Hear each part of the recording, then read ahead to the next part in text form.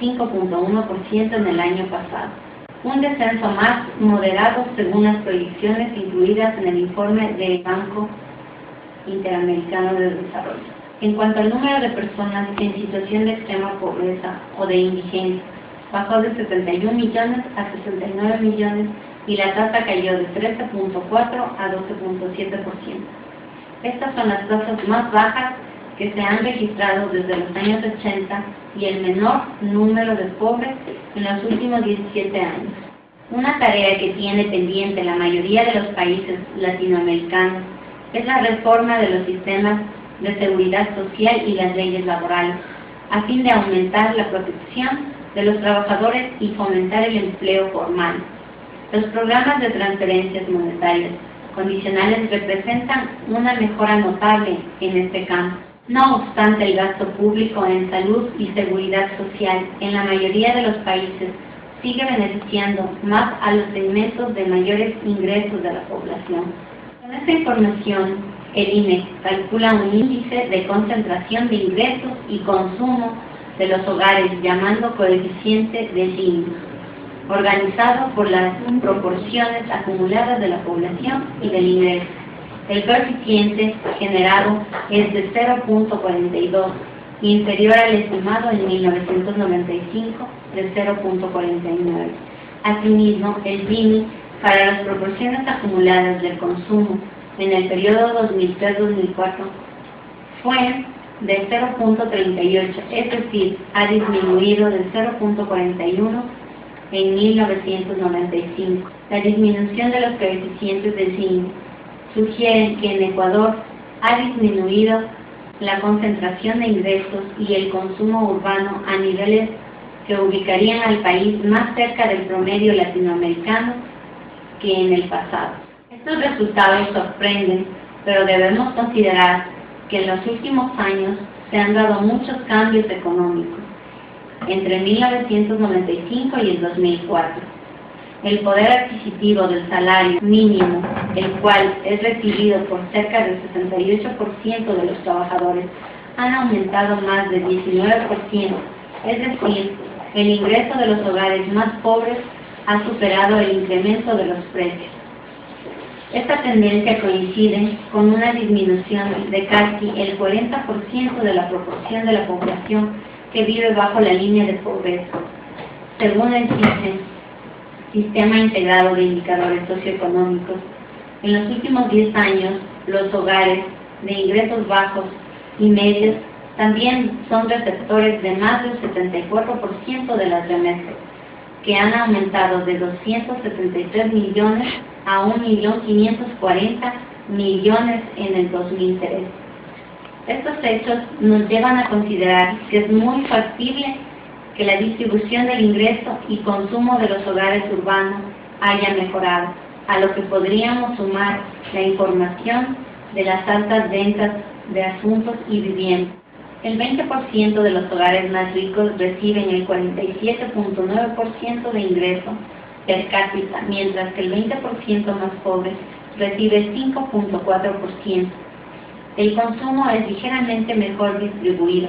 Sin embargo, la diferencia entre los ricos y los pobres sigue siendo inmensa, pues el ingreso per cápita promedio del decil más rico es 14 veces mayor que en el decil más pobre, lo que todavía exige que la sociedad se preocupe más cuando habría que sumar a la población rural, que tiende a concentrar una mayor incidencia de pobreza.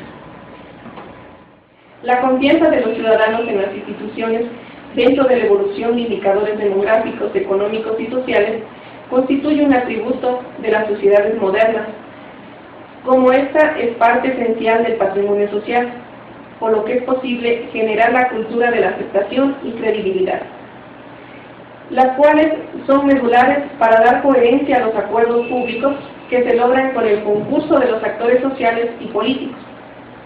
Cuando esta confianza se deteriora, disminuye la potencia institucional de los sistemas políticos y sociales, dando paso a comportamientos que no se caracterizan por impulsar el patrón asociativo de la vida pública, sino por aquellos que ocasionan dudas sobre el curso y consecuencias de los asuntos públicos. Lo público del gobierno es consecuente con los movimientos de la democracia y con el compromiso de que los ciudadanos no se alejen de las autoridades legales y legítimas.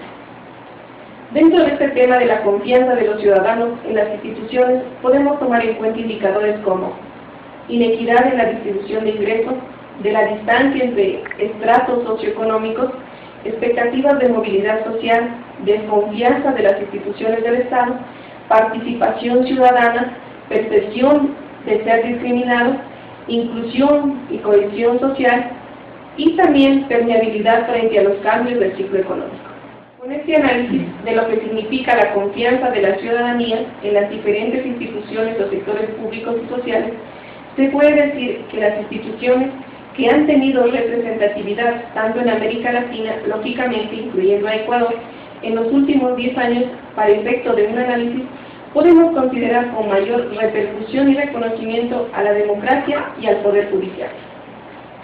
Cuando hablamos de democracia en la actualidad, se entiende que es una forma de organización de un grupo de personas donde la titularidad del poder reside en la totalidad de sus miembros. Como pueden darse cuenta, estos datos son preocupantes, no me agradan, pero los entiendo. Si no se puede ofrecer un nivel digno de existencia a la familia, se prefiere desarrollo que democracia.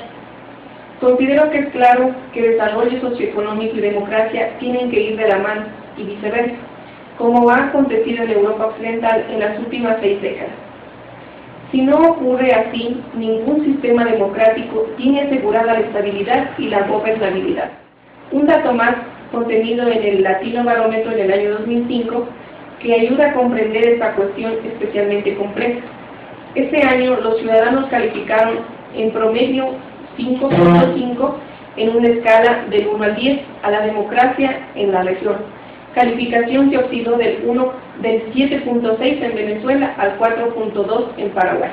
En los últimos 15 años de mediciones del Latino Barómetro registra el mejor momento de la democracia en América Latina, aunque no es lo esperado. A pesar de la crisis, la región aumenta su apoyo a la democracia. Los gobiernos, la economía, el progreso junto con la modernización de las expectativas indican creciente madurez. Me atrevo a decir que el talón de Aquiles del proceso de consolidación de la democracia es la política, mientras el problema principal es la delincuencia. En Ecuador, Nicaragua, Argentina, Chile y Uruguay también se registraron descensos significativos. En Ecuador, casi el 20% de la población que en 1996 confiaba en la institución dejó de hacerlo en el año 2002. La eficacia de las políticas económicas y sociales depende crucialmente de la calidad de las instituciones, como lo ha reconocido la literatura teórica y empírica reciente. Sin embargo, los programas de estudio de economía, no solo en Colombia, se le concede muy poca atención al Estado, entendiendo como el conjunto de instituciones públicas que son responsables del diseño, aprobación e implementación de las políticas públicas. Son muchas las instituciones que tienen que ver con el diseño e implementación de las políticas públicas, desde instituciones formales como el marco constitucional y legal hasta las instituciones informales